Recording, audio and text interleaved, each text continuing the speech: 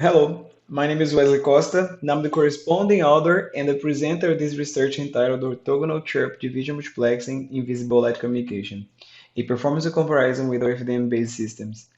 This work was submitted to the IMOC conference and produced by the communication system researchers of the Telecommunication Laboratory, Labitel, of the Federal University of Espírito Santo. Next, I show a quick overview of what I'm going to talk about. This presentation is divided as following. At first, I introduced the motivation of this research, the utilization of the LED to communicate the problems and some approaches used in the literature, like the OFDM applied to VLC systems. Then the methods for the comparison of the multiplexation used here are presented. After that, the application of the methods presented culminate in some results to be discussed. To finish, the conclusion of this work and the contribution to the field will be shown.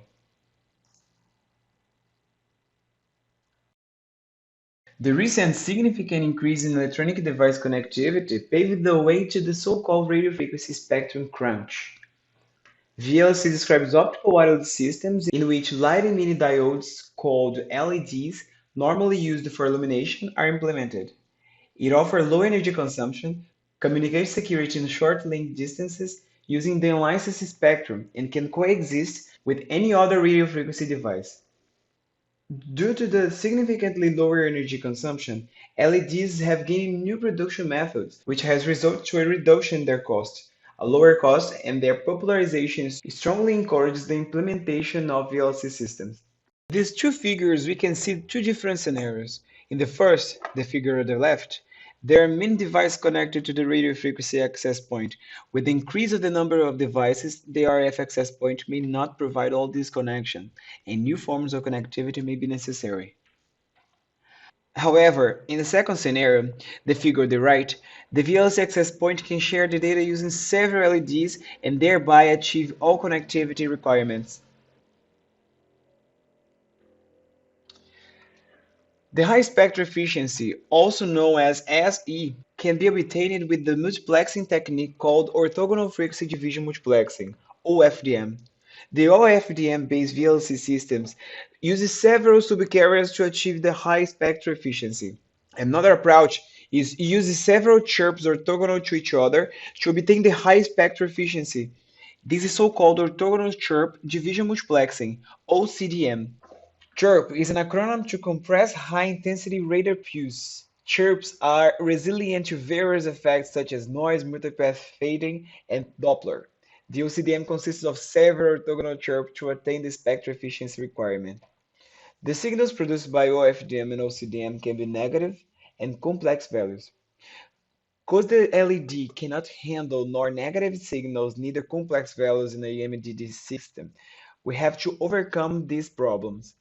To overcome the negative values problems, we can add a polarization current or a bias point to transmit only positive signals, a system called DCO, which stands for direct current offset. And to transmit only real signals, before the OFDM IFFT block, we consider an emission symmetry. For the OCDM, we can employ an IQ separation that works properly. The OCDM and OFDM are strong analogs as you can see in these figures.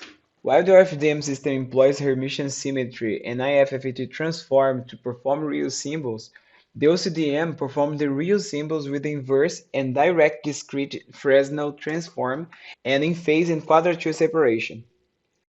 According and like almost all related publications, the authors compared the OCDM-based systems using minimum mean square error equalization with the OFDM-based system using zero force and single tap equalization.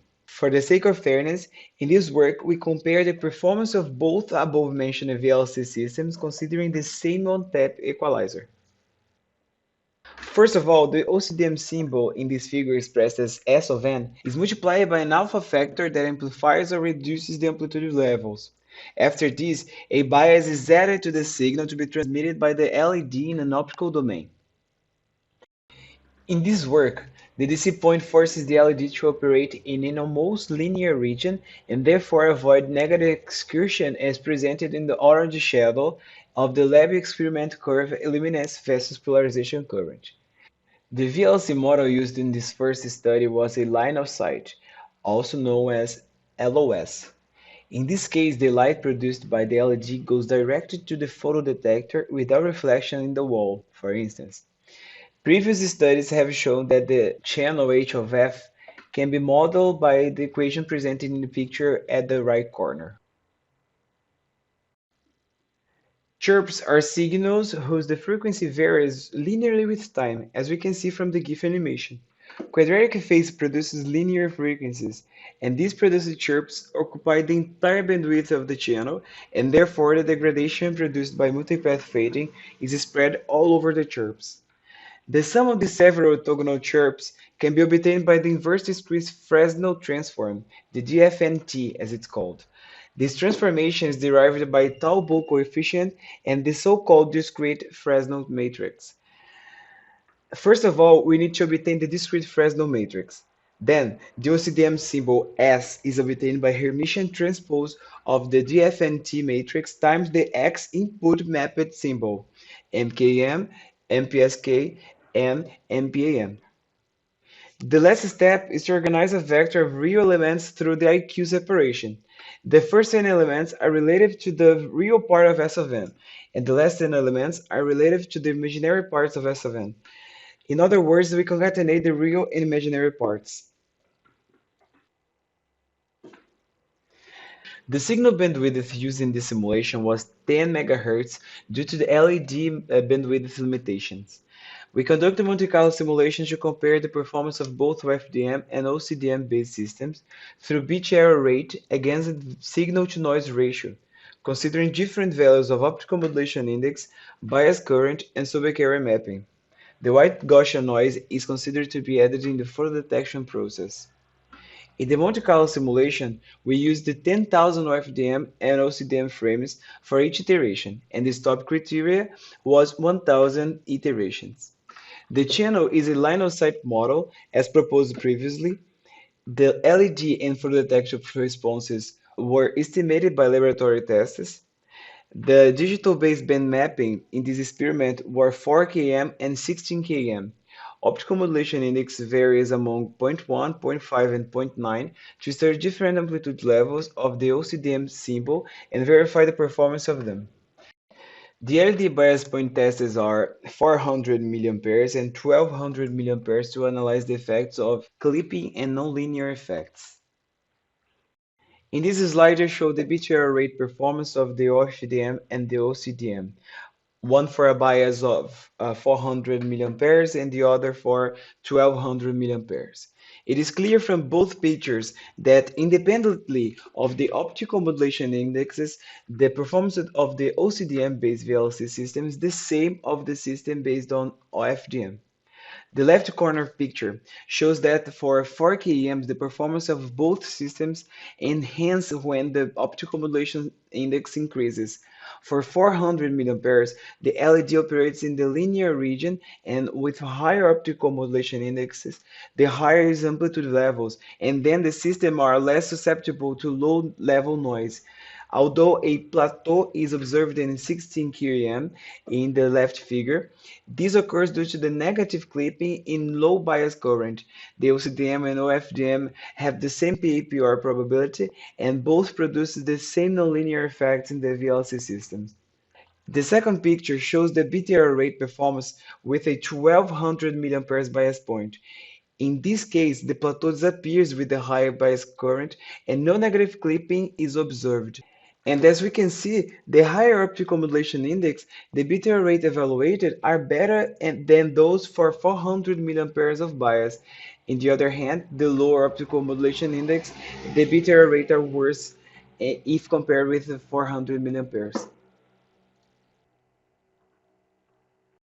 Until now, we have discussed in the 400 milliamperes and the 1200 milliamperes, the LED works in a linear region. High optical modulation index can enhance the BTR rate performance of the VLC transmission due to the fact that its higher amplitude are less susceptible to low amplitude noise. In the low bias point, the high optical modulation index can result in a negative clipping and therefore in a poor BTR rate performance. We evaluated the LED bias point in terms of BTR rate performance for a white additive Gaussian noise of 24 dB for a 4 km digital modulation. The results achieved were, for an optical modulation of zero point 0.1, we had a poor performance, and they were almost the same in both systems, all over the evaluated range of bias current. For an optical modulation index of zero point 0.5, the performance gradually degrades with the values of bias greater than 1 ampere. For an optical modulation of zero point 0.9, the performance increases until the bias of 1 ampere, from which the performance drastically degrades due to the nonlinearity introduced by the LED. Finally, the conclusion and future works. The results obtained after the numerical simulations of visible light communication system based on orthogonal chirp division multiplexing has the same performance of the one based on Ofdm in line-of-sight channels. Other important conclusions are that the similar PAPR in these two systems results in an almost same nonlinear effects in both, and the relatively large optical modulation index can be adopted to address the impact of noise. Other point is that low bias point and high optical modulation index can result in a negative clipping, and increasing the LED bias point can force it to work in a region of high nonlinearity resulting in a poor performance. Our study shows that when the both systems are compared with the same equalizer, the results are practically the same on a line-of-sight channel. The performance evaluation with no line-of-sight and experimental proof of concept are part of our near future works. We would like to acknowledge the Brazilian funds government agencies called FAPES, CMPQ, and CAPES, and all the projects that we've enrolled, like Núcleo de Estudos de Tecnologias Emergentes para 5G, NEST 5G, aplicação da tecnologia de comunicação por luz visível e monitorização de recém-nascidos de alto risco, and the Optical Wireless Systems with MIME Architecture in an Industrial Environment, OWIND. These are the references that we use in this paper.